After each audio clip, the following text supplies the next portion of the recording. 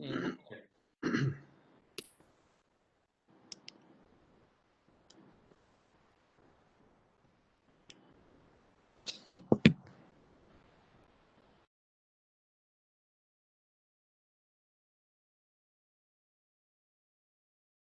evening, everyone. Today I am presenting on very uncommon topic, that is the use of vascular, PET and Spect and Ivus. Ivus is common although in vascular surgery.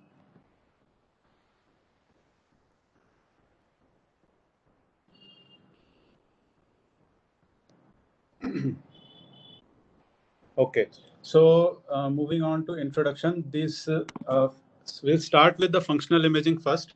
After functional imaging, I will be moving on to Ivus. First, in the functional imaging, we have morphologic. Basically, unlike CT, these provide physiological assessment and metabolic information. In CT scan and other things, we are familiar. They give us morphological imaging that provides size, irregularity of the lumen, and anatomical changes in the adjacent structure. So this molecular imaging is specifically helpful in vascular inflammation, where the glucose uptake is high or WBC are high. Inflammation and infections, they are of diagnostic importance. So the basic principle is a radiopharmaceutical agent that is emitting positrons or photons. The drug is given intravenously and it is captured by a gamma cameras or positron cameras. So when just like the image shown, just 1 second. Okay.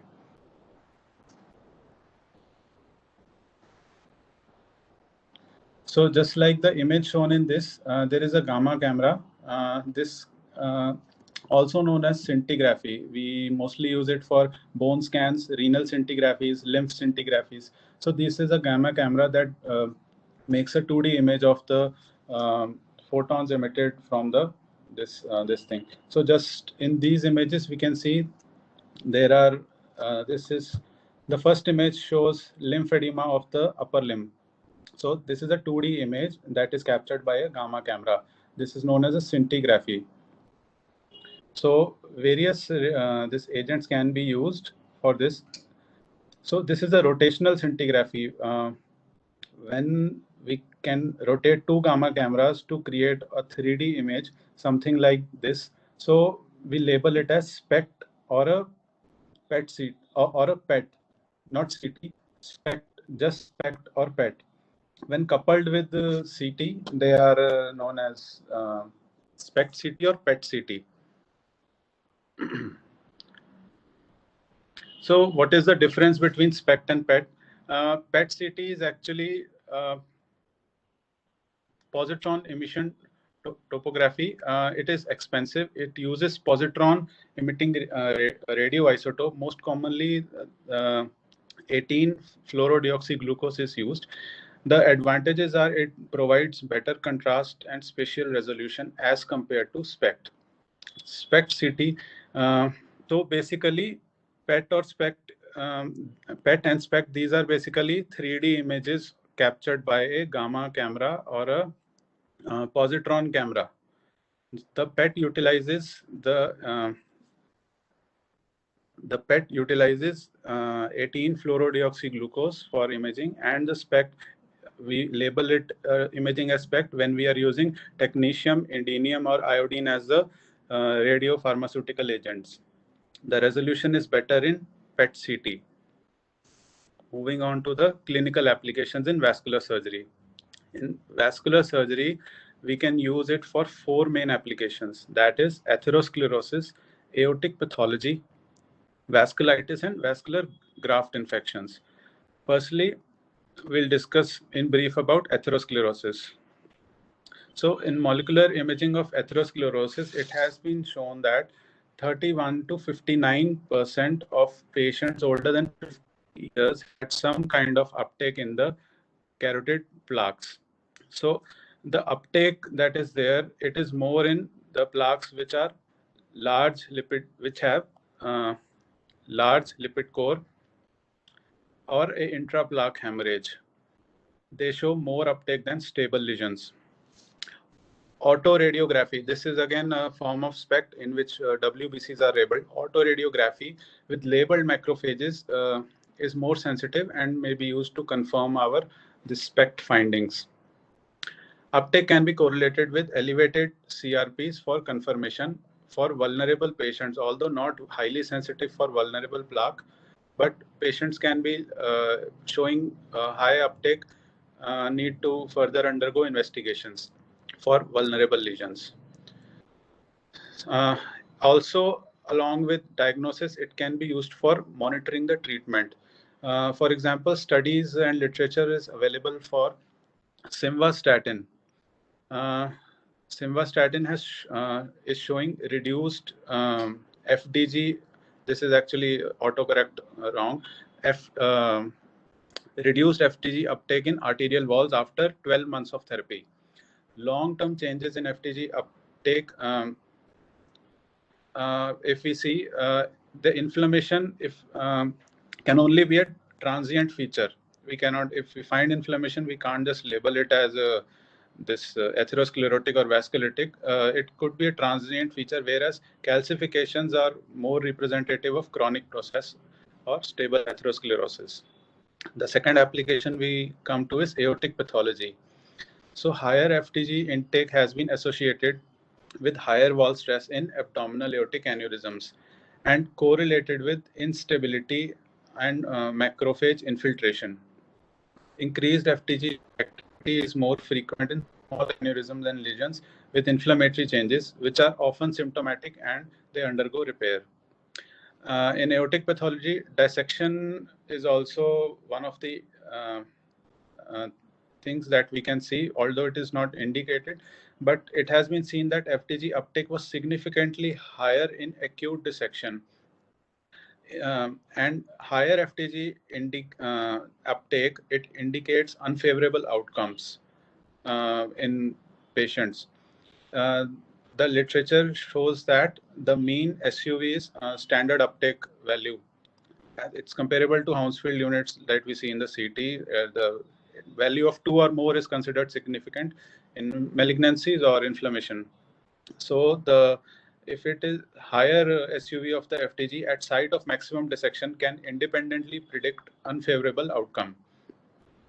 So it can play a role in predicting the prognosis of patient with type B aortic dissections.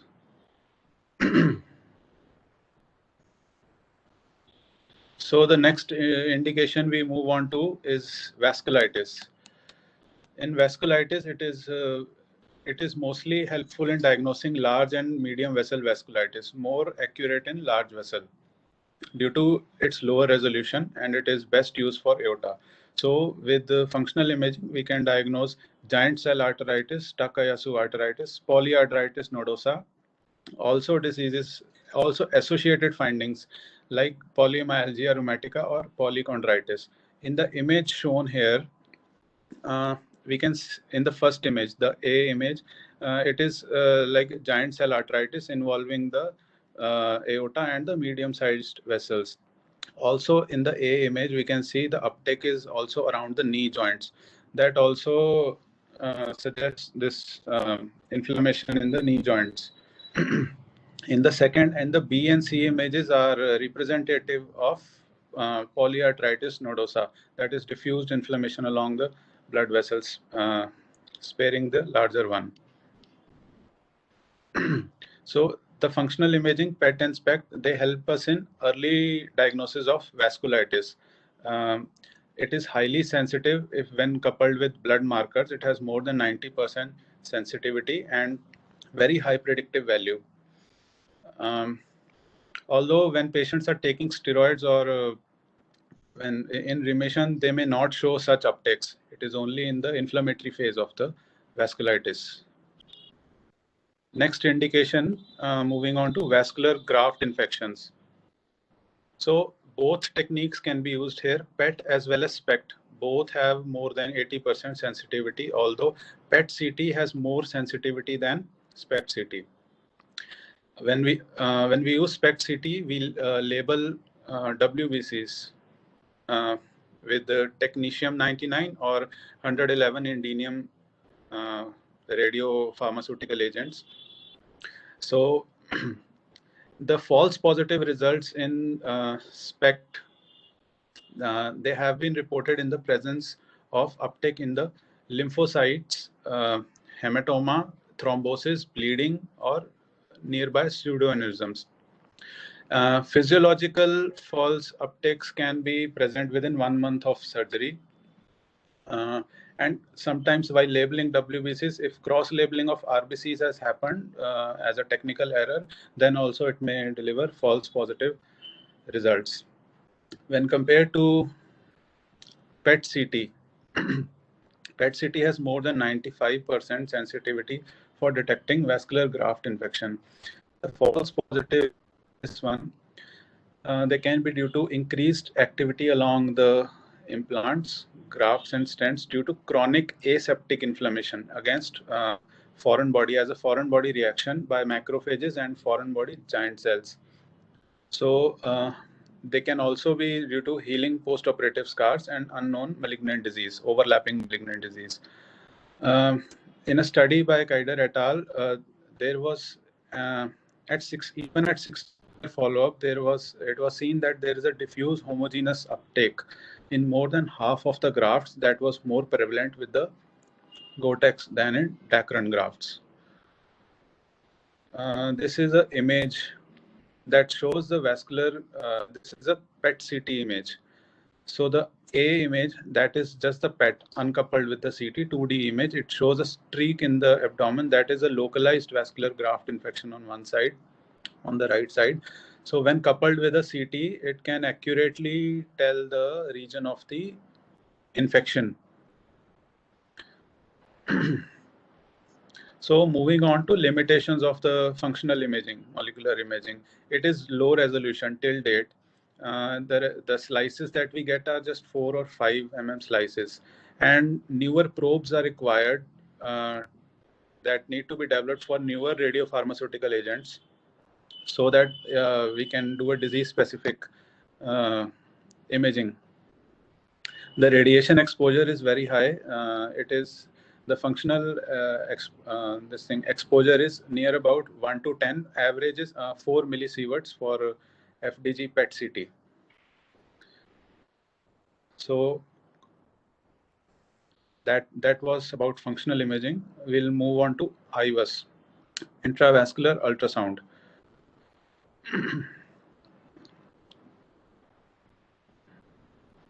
So intravascular ultrasound, basically it is a catheter-based endoluminal guiding system. It was initially developed for cardiology, just like all other things. In the 1980s, Ivus guided interventions have similar or improved outcomes as per literature. Overall, improving procedural results, reducing restenosis and need of further reintervention.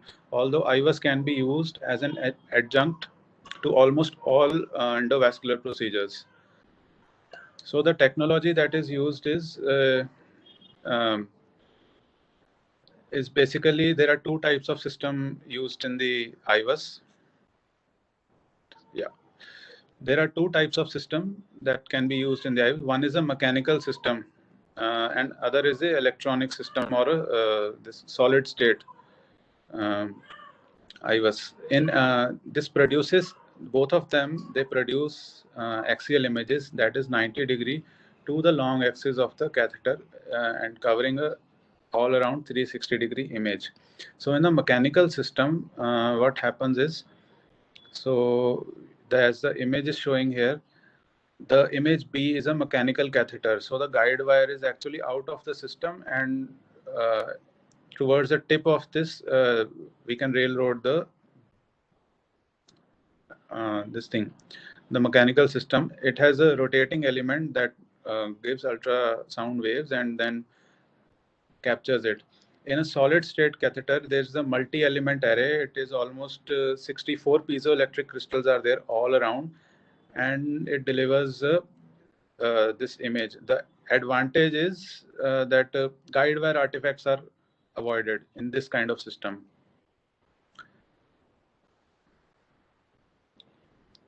So while doing Ivus, we have to be very careful to choose the appropriate catheters for the appropriate vessels. So the principle is lower frequency means more depth. So when we are viewing aorta, that is a larger diameter vessel, so we are going to use a 10 megahertz catheter. In maybe femoral, we can use femoral or iliacs, 20 megahertz can be used, and in smaller vessels like tibial or coronary, 45 megahertz will provide the optimal image. This table shows the compatibility of the guide wires and sheaths with the these various frequency catheters. Interpretation of the images is subjective and it requires practice and skill. It is just like a 2D grayscale image is there. So basically we judge by the echogenicity or echolucency of the structures. Calcified lesions will occur as a highly echogenic structure and they will cast a posterior acoustic shadowing. So guide wires also can cause posterior acoustic shadowing. Stents and stent studs will also cause posterior acoustic shadowing.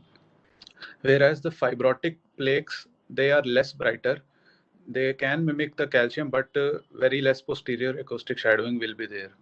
Also, soft lipid-filled plaques will be echolucent. They will be visible between between various layers of this thing. So we can identify layers that is the intima and adventitia, and accordingly we can judge.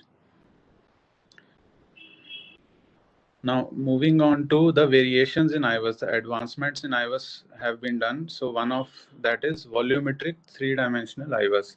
It is similar to an angiogram. It is created by an automated pullback of Ivus probe and compiling a pixel-based 2D longitudinal reconstruction.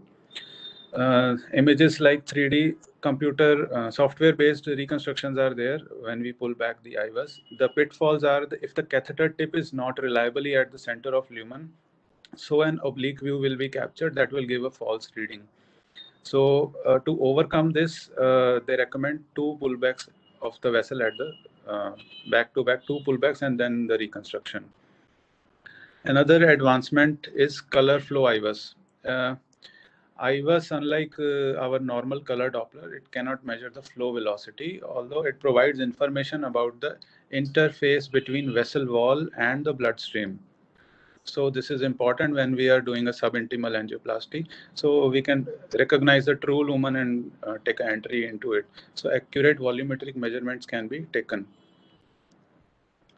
Then another variation is virtual histology Ivus. These are all software based basically. So color coded map of the lesion can be obtained based on different frequencies at which various tissue they reflect the ultrasound. That gives us the idea about morphology of lesions. There is a capital study which says that accurate this virtual histology Ivus can diagnose 85 to 90% sensitivity for fibroatheromas. In the image shown here, there is a specific color coding for these things. The dark green color is specific for fibrous tissue. The yellowish green is fibrofatty. The white is calcified, and the red imaging is the red necrotic lipid core. Also, on their sides, the actual histology has been shown to give a fair representation of how accurate this technique can be. So while doing virtual histology Ivus, we can predict the plaque behavior in response to treatment also. We can keep, technique can be used for follow-up also. The only disadvantage, it is invasive. So Ivus has applications almost in all endovascular procedures. We'll start with peripheral arterial disease.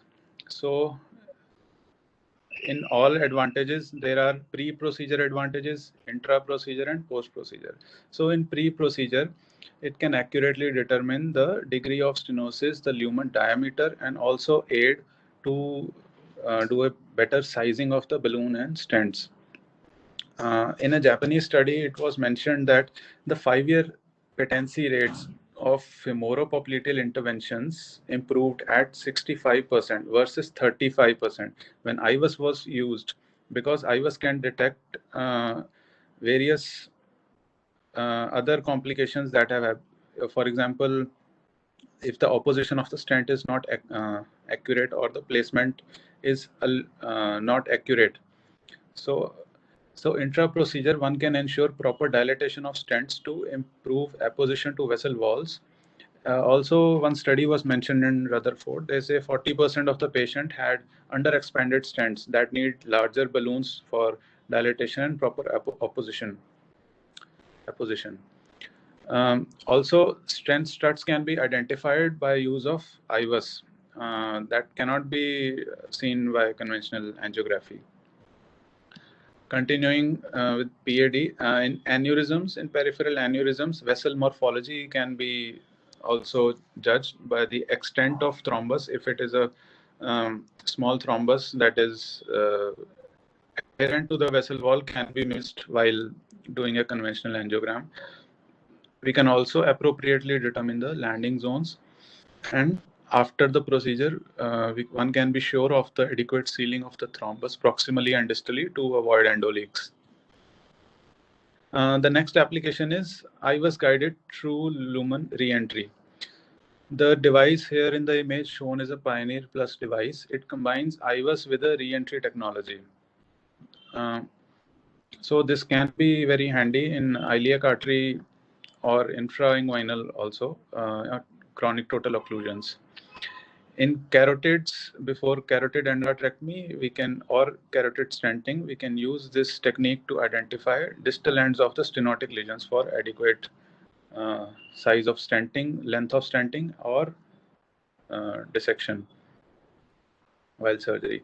So this image here is about the Pioneer Plus device. Basically, we can go subintimal and then pass a guide wire through this, and from the other end, we can enter the true lumen. Sorry, this image.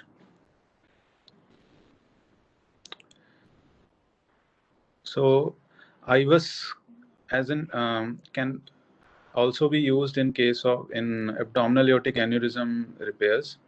In preoperative, we can determine the healthy landing zones and length and diameter of the endografts that are to be used.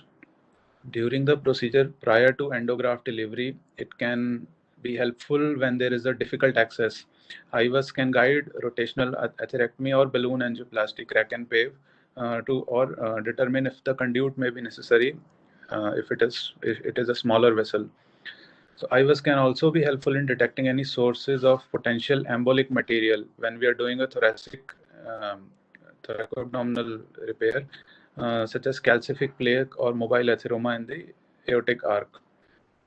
In post-operative period, one can be sure with Ivus about the graft apposition to vessel wall and to identify any potential endoleaks. Other applications of Ivus that are mentioned are in blunt traumatic aortic injury. If we are planning a endo repair, so where the any additional imaging is required other than CT angiogram, so Ivus can be used. While repair, because the patient will be in hypovolemic shock, the diameter of aorta can vary when it was during the CT angiography. It can be dilated, so adequate and proper sizing of stent can be done using this Ivus technique. It can be used in coarctation. It is more sensitive than angiography for vascular wall, for monitoring vascular wall changes and to see any remodeling or any intimal tears are there. In infants, aortic arc anomalies can be diagnosed by transesophageal approach by using Ivus catheters. In cases of dissection also, identification of true and false lumen is made easier by Ivus, or any dynamic obstruction due to flap motion is there that can also be detected by Ivus in real time. while treating a type B dissection. It can also identify visceral vessels, branched vessels, or any fenestrations are there, and we can, Ivus guided, we can pass a guide wire to the true or false lumen. In the post-op period, we can monitor this dissection by seeing the extent of thrombosis in the false lumen and the expansion of the true lumen. This image here shows the origin of the SMA. This is a Ivus image showing the SMA occlusion. SMA origin.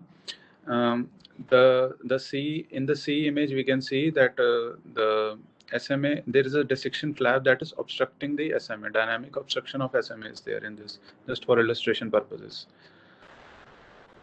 Next, moving on to other applications in aorta. It can be used for in cases of penetrating aortic ulcers. The exact location and size of ulcer can be determined for accurate landing zones. If there is an intramural hematoma in such a case, it can also be visualized by visualizing the arterial wall and to distinguish the intima and adventitia. Next application comes in handy in venous imaging. In venous imaging, any trabeculae, intraluminal webs, or neointimal hyperplasia, degree of thrombosis, immobile or inverted valves can be diagnosed by using Ivus. In cases of thromboembolism, Ivus can be handy as we can do a bedside placement of a IVC filter in the IVC. So basically, we may not need to shift a sick patient to cath lab for that. Also, another use mentioned is chronic cerebrospinal venous insufficiency. So if there is a obstruction in the azygous vein or the internal jugular vein, that is not detected by CT or angiogram because of the sizes. It is the morphology of the IJV. So Ivus can come in handy in such cases. For proper sizing of stents, because it may appear as oval, the vein, so I can accurately determine if we have to stent such a thing. Next, moving on to venous compression syndromes. So Ivus has a very high success rate of identifying obstructions due to May-Thurner syndrome or Nutcracker syndrome. Most commonly we use Ivus at our center is in May-Thurner syndrome. The exact location and sizing of the stent can be done in Ivus. It is highly accurate and can be used as an adjunct to venography. The clinical advantage overall for all the applications is it provides additional diagnostic information to adequately assess the vascular pathology.